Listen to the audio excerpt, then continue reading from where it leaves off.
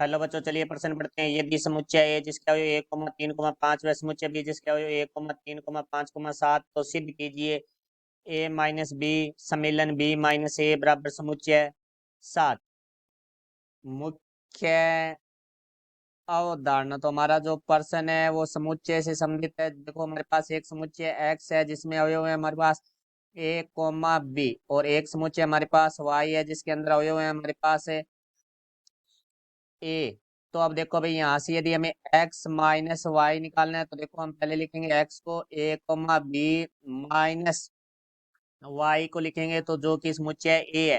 तो अब देखो भाई, हमें इन्हें घटाना है तो हम क्या करेंगे, दोनों के जो विनिष्ट अवयव है उनको छोड़कर जो प्रथम हमारा समुच्चय है उसके शेष बचे हुए अवयव है वो हमारा x माइनस वाई होगा। तो यहाँ से आ जाएगा समुच्चय के अंदर हमारे पास है b।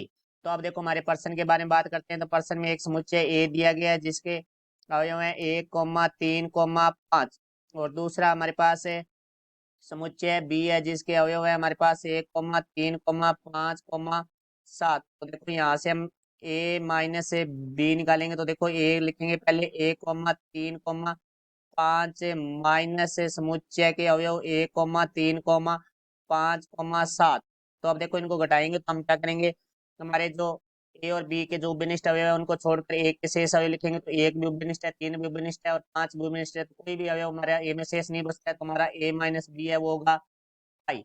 अब हम बात करते हैं बी माइनस ए के लिए। तो पहले बी समुच्चय को लिखेंगे जो कि हमारा है 1,3,5,7 माइनस हमारे पास एक के अवयव है समुच्चय के 1,3,5। तो देखो, यहाँ से बी माइनस ए करेंगे तो हम ए बी और ए में से जो भी लिस्ट अवयव है उनको छोड़कर बी के शेष अवयव है वो हमारा बी माइनस ए होगा। तो समुच्चय के अंदर अवयव आ जाएगा हमारे पास 7। अब हमारे प्रश्न में सिद्ध करने का है ए माइनस ए बी सम्मेलन है बी माइनस है ए। सम्मेलन का अर्थ होता है ए माइनस बी, और बी माइनस ए के सभी अवयव हमें लिखने होंगे तो दोनों में उसे एक बार लिखना हो। तो ए माइनस बी है वो हमारे पास पाई है।